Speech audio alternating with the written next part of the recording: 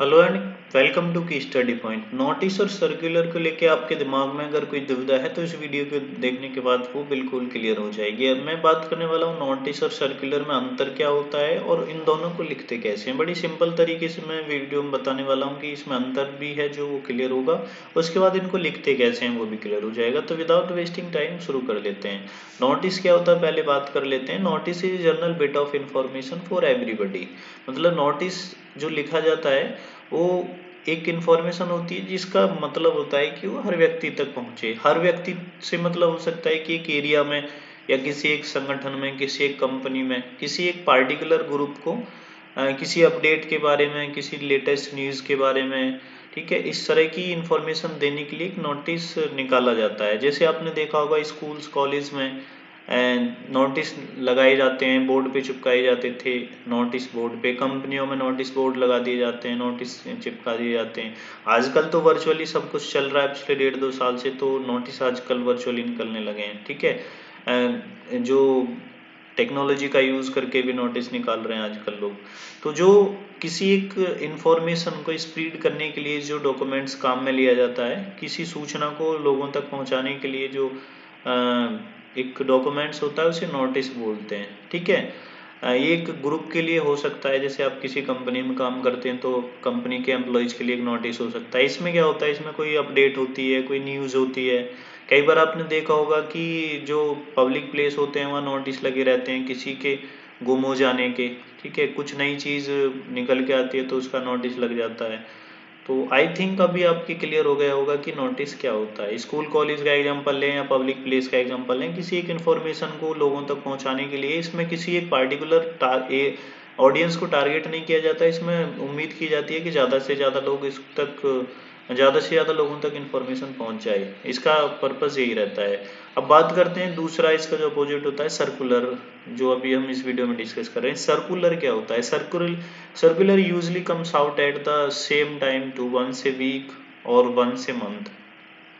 ये जो सर्कुलर होता है ये टारगेटेड ऑडियंस के लिए होता है। मतलब कुछ पार्टिकुलर लोग होते हैं, कुछ एक ग्रुप होते हैं, उनको कुछ इन्फॉर्मेशन देने के लिए सर्कुलर इश्यू किए जाते हैं। जैसे एग्जांपल के तौर पे बात कर लें, जो गवर्नमेंट सेक्टर के डिपार्टमेंट होते हैं वहाँ कोई नई चीज़ होती है या कुछ इन्फॉर्मेशन देनी होती है तो ये डाउनवर्ड चलते हैं ज़्यादातर सर्कुलर। नोटिस हॉरिजेंटल चल सकते हैं, वर्टिकल चल सकते हैं, डायगोनोमिकल भी चल सकते हैं, लेकिन सर्कुलर ज़्यादातर केसेस में डाउनवर्ड चलते हैं कि ऊपर से कोई इन्फॉर्मेशन आएगी डिपार्टमेंट के लोगों के लिए तो जो कंसर्न लोग हैं उनको पहुंचाने के लिए एक सर्कुलर जारी कर दिया जाता है। जैसे फिर और एग्जांपल ले लें कि जो डिफेंस के डिपार्टमेंट होते हैं, स्पेशली पुलिस डिपार्टमेंट, वहाँ जो त्यौहार होते हैं उनसे पहले छुट्टियां रद्द कर दी जाती हैं तो सर्कुलर निकाल दिया जाता है कि त्यौहार पे 10 दिन के लिए, 15 दिन के लिए सबकी लीव्स कैंसिल रहेंगी। अभी जैसे पेंडेमिक टाइम में जो हेल्थ वर्कर्स थे उनके लिए ज़्यादातर गवर्नमेंट, स्टेट गवर्नमेंट ने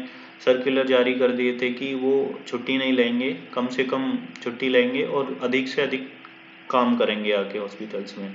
तो मतलब एक डिपार्टमेंट को फोकस करके या फिर एक कंपनी में भी किसी एक पार्टिकुलर एरिया डिपार्टमेंट को फोकस करके किसी इन्फॉर्मेशन को डिलीवर करना वो किया जाता है सर्कुलर के थ्रू। उस डॉक्यूमेंट्स को, जो ऐसी इन्फॉर्मेशन कुछ लोगों के लिए जो डिलीवर करे उसे हम सर्कुलर बोलते हैं, ठीक है।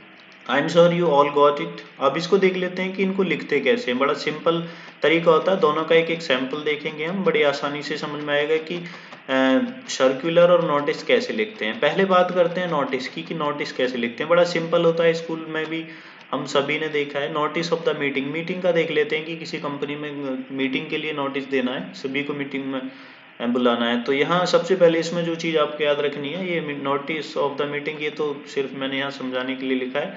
इसमें जनरली लिखते क्या है और लिखा क्या रहता है। अगर आपके पास किसी कंपनी का, किसी ऑर्गेनाइजेशन का पैड है जो उसका कंपनी का होता है तो वहाँ उसमें सबसे पहले आपका कंपनी का नाम और एड्रेस लिखा रहता है। लेकिन अगर आप ऐसी सिचुएशन में कि आपको इसकी ज़रूरत नहीं है तो आप सिंपल पेपर पे और कागज़ पे जब नोटिस लिखते हैं तो वहाँ फिर इसके बारे में लिखने की कोई ज़रूरत रहती नहीं है, क्योंकि ये मैंडेटरी नहीं होता है। ये ज़्यादातर ऑर्गेनाइजेशन यूज़ करते हैं जिनके पास अपने स्टाम्प पैड होते हैं, तो वो उस पर फिजिकल फॉर्म में अगर नोटिस निकालते हैं तब इसका यूज़ करते हैं। ऊपर कंपनी का नाम, ऑर्गेनाइजेशन का नाम, स्कूल या कॉलेज का नाम और उसका एड्रेस, ठीक है। लेकिन ये कोई मैंडेटरी चीज़ नहीं है, आप इसके बिना भी नोटिस निकाल सकते हैं। इसके बाद रेफरेंस नंबर और डेट, ये दो चीज़ें मैंडेटरी होती हैं। किसी भी कंपनी का, किसी ऑर्गेनाइजेशन का रेफरेंस नंबर होता है हर डॉक्यूमेंट्स को इश्यू करने का, एक क्रम चलता रहता है, तो वहाँ से ही रेफरेंस नंबर मिल जाता है। उसके बाद डेट जिस दिन आप ये इश्यू कर रहे हैं, फिर यहाँ बीच में बीचों बीच डॉक्यूमेंट्स के आपको हेडिंग डालनी होती है नोटिस, जो थोड़ी बोल्ड होनी चाहिए, डार्क होनी चाहिए। इसके बाद जो इन्फॉर्मेशन आप डिलीवर करना चाहते हैं, जैसे notice here bye given that the Anand general meeting of the club will be held at the club premises on Monday 14 जुलाई 24, इस तरह से जो भी आप इन्फॉर्मेशन डिलीवर करना चाहते हैं वो यहाँ लिख सकते हैं। ठीक है, और ये एक और चीज़, नोटिस में जो इन्फॉर्मेशन है बहुत ज़्यादा बड़ी नहीं होनी चाहिए, 2-3 लाइन में ख़त्म हो जानी चाहिए। ठीक है, इसको इतना लेंदी नहीं करना है कि आपको 8 लाइन 10 लाइन लिखनी पड़े, बिल्कुल भी नहीं, आपको अधिकतम 3 लाइन में कोशिश करनी चाहिए, 3-3.5 लाइन में ख़त्म हो जाए। ठीक है, इसके बाद जो इश्यू करने वाली अथॉरिटी होती है उसके साइन होते हैं, राइट साइड में कर सकते हैं या लेफ्ट में कर सकते हैं, ज़्यादा इफेक्ट नहीं डालता ये चीज़। उसके साइन, उसका फुल नेम, ठीक है, और उसकी पोस्ट। जैसे आप किसी कॉलेज में देखेंगे तो वहाँ डीन कर सकता है या डायरेक्टर कर सकता है, कहीं जो भी कंपनी में देखें तो वहाँ जो भी रेस्पॉन्सिबल व्यक्ति होगा वो यहाँ साइन कर सकता है। ठीक है, राइट कॉर्नर में। अच्छा, इसको इश्यू करने के लिए अब इसमें कुछ चीज़ें ऐड कर दी जाती हैं, जैसे यहाँ इन्होंने एजेंडा दे दिया इसमें, क्योंकि मीटिंग है तो मीटिंग का कुछ एजेंडा होगा। लेकिन आजकल यहाँ क्या होता है, 2 कॉपी करके, यहाँ एजेंडा की जगह 2 कॉपी, क्योंकि अभी चीज़ें वर्चुअल फॉर्म में चल रही हैं ज़्यादातर, और कंपनियों में भी क्या होता है कि नोटिस को कॉपी करके बड़ी कोई ऑर्गेनाइजेशन है, बोलते हैं कि जैसे एचआर डिपार्टमेंट दे दिया, दूसरा कोई दे दिया मीडिया डिपार्टमेंट, या तीसरा कुछ और दे दिया, कोई 3 डिपार्टमेंटों को एक ऊपर वाली अथॉरिटी ने इश्यू कर दिया कि इन तीनों का काम है कि ये जाके इस नोटिस को प्रॉपर जगह पे लगा दें या फैला दें। ठीक है, तो इस तरह से नोटिस जारी कर दिया जाता है। I am sure you got it की नोटिस कैसे लिखते हैं। अब बात करते हैं फटाफट सर्कुलर कैसे जारी किया जाता है। देखो, सर्कुलर का ये फॉर्मेट है, इसमें भी सेम चीज़ आपके सामने, अगर आप जिस कंपनी से हैं उसका ऊपर टाइटल और अगर प्रिंट है नेम और एड्रेस तो वो प्रिंट रख सकते हैं, अदरवाइज नहीं है तो अवॉइड कर सकते हैं। लेकिन इसमें सर्कुलर में जनरली होता क्या है, और होना भी चाहिए, जो डिपार्टमेंट है, जो ग्रुप ऑर्गेनाइजेशन है, उसका नाम ऊपर प्रिंट होना ही चाहिए। ठीक है, नोटिस में अवॉइड कर सकते हैं बस, बट इसमें नहीं करना है। इसके बाद यहाँ भी ये रेफरेंस नंबर और डेट, ये दोनों ऊपर नीचे कर सकते हैं, लेफ्ट राइट में कर सकते हैं।